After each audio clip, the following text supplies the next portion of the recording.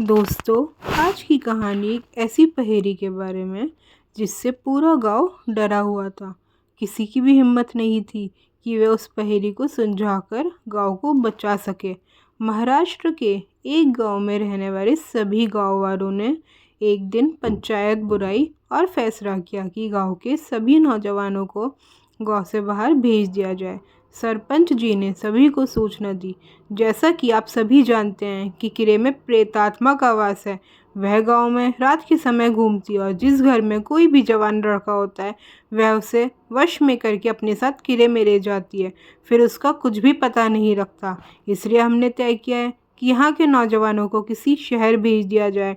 जब तक इस प्रेतात्मा की पहेली सुलझ नहीं जाती हम इन्हें शहर में ही रहने देंगे और पहेली सुलझने के बाद इन्हें वापस बुला लेंगे।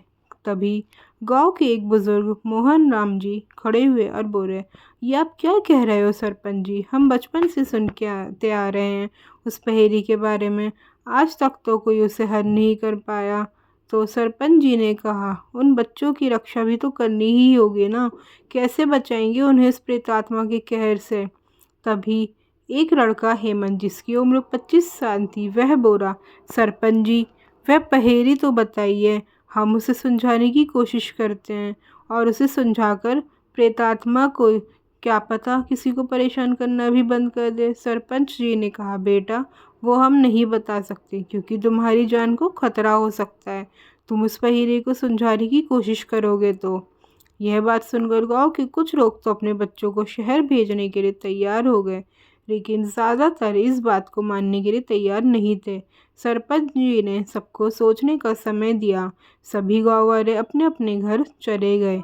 हेमंत जब अपने घर आया तो उसने अपनी माँ से पूछा, माँ, तुम्हें तो पता होगा उस पहेली के बारे में, तुम मुझे बताओ ना। तो हेमंत की माँ पुष्पा जी ने कहा, बेटा, उस बात को भूल जा। इसी चक्कर में तेरे पिता की भी जान चली गई और बिना जाने गांव में कितने लोग अपनी जान गंवा बैठे। हेमंत ये सुनकर बहुत घबरा गया और वह बोला, क्या माँ, पिताजी की मौत उस प्रेतात्मा के कारण हुई थी? अब तो आपको बताना ही पड़ेगा। मैं उससे अपने पिता की मौत का बदला लेकर रहूँगा। पुष्पा जी ने उससे कहा, बेटा, हम सब बड़े लोगों ने मिलकर ये फैसला किया है कि बच्चों को इस बारे में कुछ नहीं बताएंगे। तुझे मेरी कसम, मुझसे कुछ मत पूछ। हेमंत कसम देने से चुप हो गया, लेकिन उसके मन के अंदर एक तूफान उठ रहा था कि उसके पिता की मौत का बदला कैसे ले। अगले दिन वह अपने दोस्तों से मिला और उन्हें सारी बात बता दी। उसका दोस्त नीरज बोला, भाई, मेरे भी चाचा ऐसे ही मारे गए, हमें पता लगाना ही होगा। उसके बाद हेमंत ने कहा, भाई, गांव में तो कोई कुछ नहीं बताएगा हमें। गांव के बाहर जाकर किसी से बात करनी चाहिए। आखिर बाहर के लोगों को भी तो इसके बारे में पता ही होगा।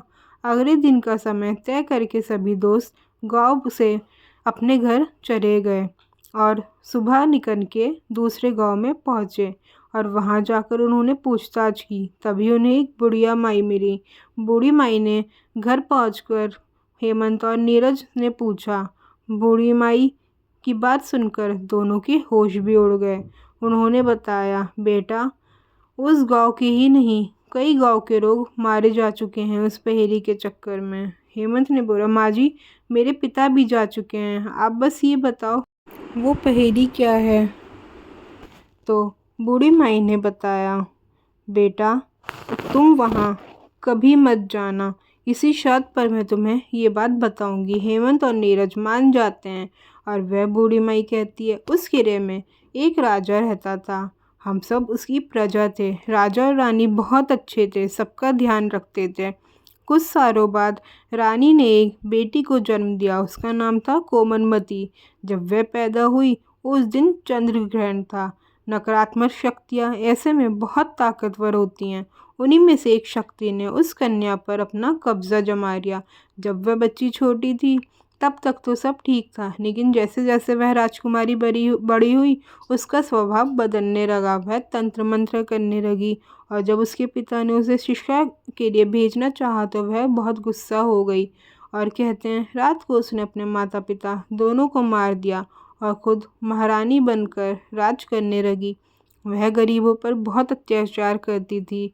सभी उसके राज्य में परेशान रहने लगे थे। एक दिन वह तंत्र मंत्र कर रही थी, तब उसने अपने मंत्रों की शक्ति से राजा का सारा खजाना महल में ही एक स्थान पर छुपा दिया और उस जगह को तारे में बंद कर दिया।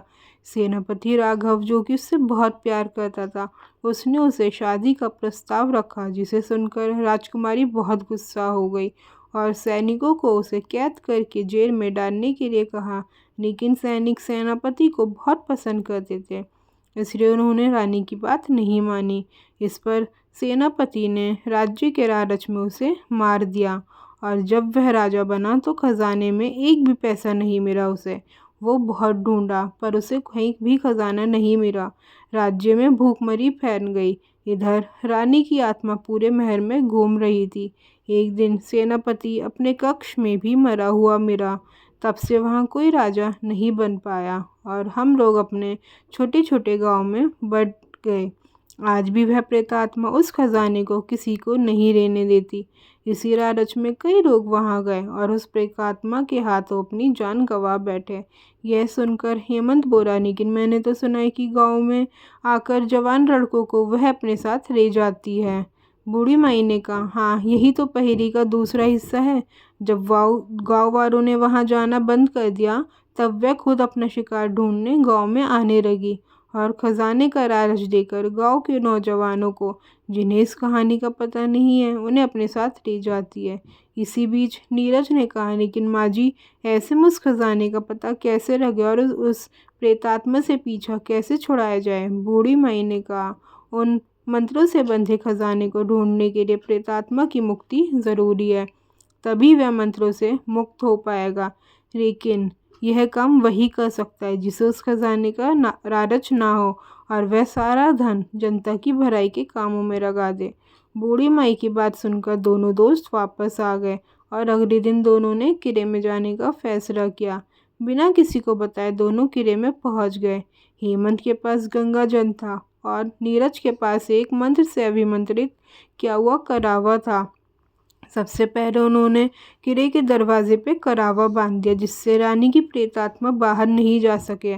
उसके बाद हेमंत ने हर जगह गंगा जल छिड़कते हुए आगे बढ़ने लगा। कुछ दूर जाने पर उनके सामने एक काला साया आया। हेमंत ने उस पर भी गंगा जल छिड़कना शुरू कर दिया। तभी प्रेतात्मा बोली, अपनी जान की खैर चाहता है तो यहाँ से चला जा। हेमंत ने जवाब दिया, हम तुझे मुक्ति दिलाने आए हैं, इस खजाने को छोड़ और मुक्त हो जा।